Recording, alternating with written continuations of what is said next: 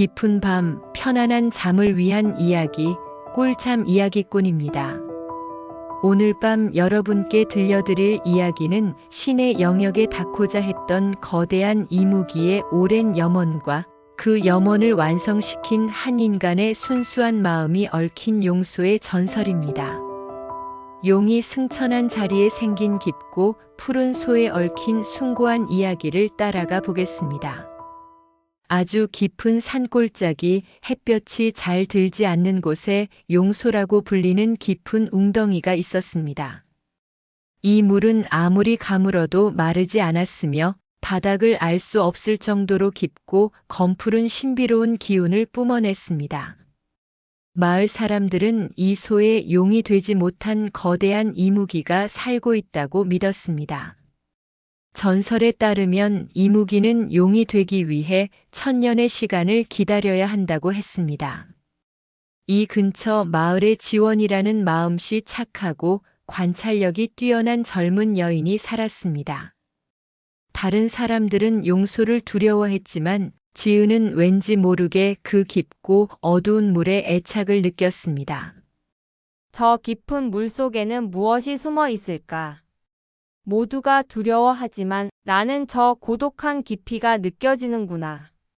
지은은 몰래 용소 주변을 오가다가 어느 날 용소의 수면 위로 모습을 드러낸 이무기를 보게 되었습니다. 그것은 마을에서 들었던 것보다 훨씬 거대하고 온몸의 비늘이 오래된 이끼처럼 칙칙했습니다. 이무기는 뿔이 없고 등에 도단한 비늘도 흐릿했습니다. 그것은 고통스러운 기다림에 지친 듯 슬픔과 염원이 담긴 눈으로 하늘을 바라보고 있었습니다. 지은은 이무기가 1000년의 시간을 채웠음에도 어떤 알 수 없는 이유로 마지막 승천을 하지 못하고 있음을 깨달았습니다. 그녀는 그 웅장하면서도 애처로운 존재에게 깊은 연민을 느꼈습니다. 이윽고 마을에 극심한 가뭄이 닥쳤습니다. 마을의 모든 우물과 시냇물이 말랐고 용소의 수위마저도 위험할 정도로 낮아졌습니다. 이무기의 거대한 몸이 진흙 속에 갇힐 위기에 처했습니다. 마을 사람들은 자신의 생명을 걱정하느라 이무기의 생명에는 관심이 없었습니다. 오직 지은만이 이무기가 이대로 말라 죽는다면 1000년의 고행이 수포로 돌아가고 마을에 더 큰 불행이 닥칠 것임을 직감했습니다. 지은은 이무기를 살려야 한다는 순수한 마음 하나로 물을 구할 수 있는 생명의 약수가 흐른다는 아주 먼 산의 봉우리로 험난한 여정을 떠났습니다. 그녀는 며칠 밤낮을 걸어 생명의 약수를 얻었습니다.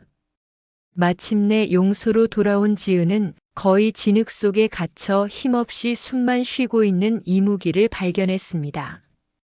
지은은 한치의 망설임도 없이 자신이 힘들게 구해온 귀한 약수를 이무기를 위해 용소에 부었습니다.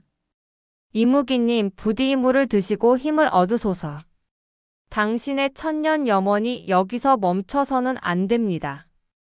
약수가 용소에 스며들자 이무기의 몸에서 칙칙했던 기운이 사라지고 희미한 황금빛 광채가 돌기 시작했습니다.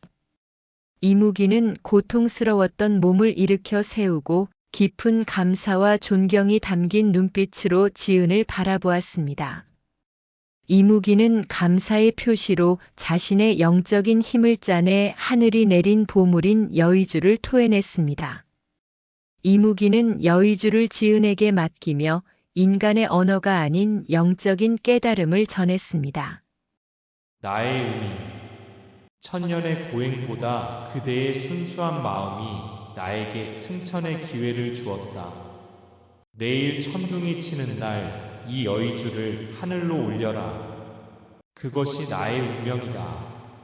지은은 신성한 여의주를 품에 안고 다음 날의 천둥의 날을 기다리며 이무기를 보호하기로 결심했습니다. 다음 날 예고된 대로 하늘은 암흑으로 변했고 오직 용소 위에서만 엄청난 천둥과 번개가 쳤습니다. 용이 승천할 때가 된 것이었습니다. 바로 그 순간 마을에 탐욕스러운 무당이 나타났습니다. 그는 지은이 여의주를 품고 있음을 알고 그것을 가로채 세상을 지배하려 했습니다. 챗 이 천하의 보물이 고작 내년에 손에 있다니. 여의주를 내놓아라. 내가 곧 용이 되어 세상을 지배할 것이다. 무당은 지은에게 달려들었습니다. 지은은 자신의 안위보다 이무기의 천년 염원이 담긴 여의주를 지키기 위해 필사적으로 싸웠습니다.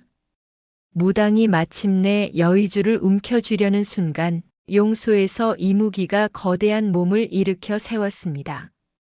이무기는 승천을 시작했지만 여의주가 없으면 용이 될 수 없었습니다. 지은은 마지막 힘을 다해 무당의 손에서 여의주를 빼앗아 하늘 높이 던졌습니다. 받으세요. 당신의 운명을 완성하세요. 하늘로 솟구치던 이무기는 빛나는 여의주를 입에 물었습니다. 여의주가 입에 들어가는 순간 이무기의 몸은 눈부시게 찬란한 황금빛 용으로 변했습니다. 거대한 뿔이 돋아나고 온몸의 비늘이 영롱하게 빛났습니다. 용은 용소에서 솟아나 하늘로 웅장하게 승천하며 주변의 먹구름과 번개를 모두 흩어버렸습니다. 용이 솟아오른 자리에는 땅이 깊숙이 패여 영원히 마르지 않는 깊고 푸른 소가 형성되었습니다. 용소 주변은 다시 평온해졌습니다. 지은은 무사히 살아남았고 하늘의 맑은 기운을 품고 있는 깊은 용소를 바라보았습니다. 그녀는 깨달았습니다. 천년의 고행도 여의주도 오직 순수하고 대가를 바라지 않는 인간의 선행 없이는 완성될 수 없었음을 말입니다. 지은은 그 후로도 오랫동안 마을에서 살았습니다.